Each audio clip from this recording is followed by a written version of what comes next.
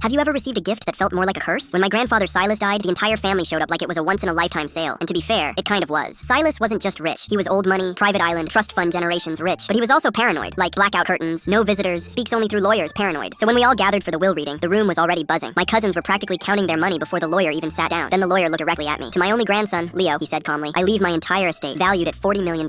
This includes all properties and liquid assets. The room exploded. My aunt actually screamed. One of my cousins swore out loud. Someone knocked over a chair, but the lawyer raised his hand. On one condition, and just like that, silence. Leo must hang the portrait titled The Gaze in the main living area of his primary residence. It must never be covered, moved, or cleaned by anyone other than Leo himself. If this condition is broken, the entire inheritance will be revoked and donated to a local cat asylum. I almost laughed. One painting? That's it? Easiest $40 million of my life. Then they brought the painting out, and I stopped laughing. It was horrifying. A hyper-realistic oil painting of my grandfather. But something was deeply wrong. His eyes were too wide, too red, too alive. They didn't just look at you, they followed you. No matter where you stood in the room, it felt like he was locked onto you, silently screaming through the canvas. It didn't look like a portrait. It looked like a warning. Still, money is money. I moved into his mansion and hung the painting right above the fireplace in the main living room. And immediately, it ruined everything. The entire house was beautiful. Marble floors, high ceilings, massive windows. But that painting poisoned the room. Every time someone came over, they noticed it within seconds. Dude, why is that thing staring at me? Is that supposed to be your grandpa or a demon? My girlfriend lasted exactly one night before refusing to ever stay again. She swore the eyes glowed in the dark. At first, I tried to ignore it. Then I started getting annoyed. Then I started talking to it. Yeah, I know how that sounds. Is this your big joke, Silas? I'd say while walking past it. $40 million, but I have to live with your nightmare face watching me eat cereal? 6 months went by like that. 6 months of feeling watched. 6 months of that painting being the worst roommate imaginable. Then one night I noticed something small, a smudge on the frame. It was barely visible, just a faint mark on the dark mahogany edge. And then I remembered the rule. Only Leo can clean it. At the time, it felt like just another one of Silas's weird control issues. Now, it felt intentional. I grabbed a cloth and stepped closer. The closer I got, the worse it felt. Those painted eyes locked onto mine like they knew what I was about to do. Relax, I muttered. It's just a frame. I pressed the cloth against the wood and wiped. Click. I froze. That wasn't the sound of wood. That was mechanical. Slowly, I pressed again. Click. The entire frame shifted slightly under my hand. My heart started pounding. This wasn't just a painting. With a deep breath, I gripped the sides and carefully tilted it forward. And that's when everything changed. Hidden behind the canvas was a military-grade camera lens. Not cheap, not decorative. Professional. Precise. Next to it, embedded cleanly into the frame, was a small thermal sensor. My grandfather hadn't just left me a creepy painting. He left me a live surveillance system. I stepped back, my brain trying to catch up. There was a wire running from the back of the frame into the wall. I followed it. It didn't lead to a security system. It didn't lead to a local server. It led to a satellite uplink. At that point, I wasn't even scared anymore. I was curious. I went to Silas's old office, powered on his ancient laptop, and tried to access whatever this thing was connected to. Password? My birthday. Of course it was. Within seconds, a video feed popped onto the screen, and what I saw made my stomach drop. It was a living room, but not mine. This one was bright, open, sunlight pouring in through massive windows, palm trees swaying outside, a tropical beach, and sitting in a recliner, casually sipping from a coconut like he was on permanent vacation, was my grandfather. Alive, healthy, watching a giant monitor. And on that monitor, me, standing in front of the painting, staring straight into the hidden camera. For a second, neither of us moved. Then he leaned forward, smiled, and held up a handwritten sign. I knew you were the only one smart enough to clean the frame. My heart was hammering in my chest. He flipped the sign. Pack a bag, Leo. The jet arrives at the private strip at midnight. Another flip. It's time you learned how we actually made the money. The screen went black. I stood there, in that massive, silent house, staring at the painting I had hated for months. And suddenly, it didn't feel like a curse anymore. It felt like an invitation. That $40 million, that wasn't the reward. It was just the entry fee.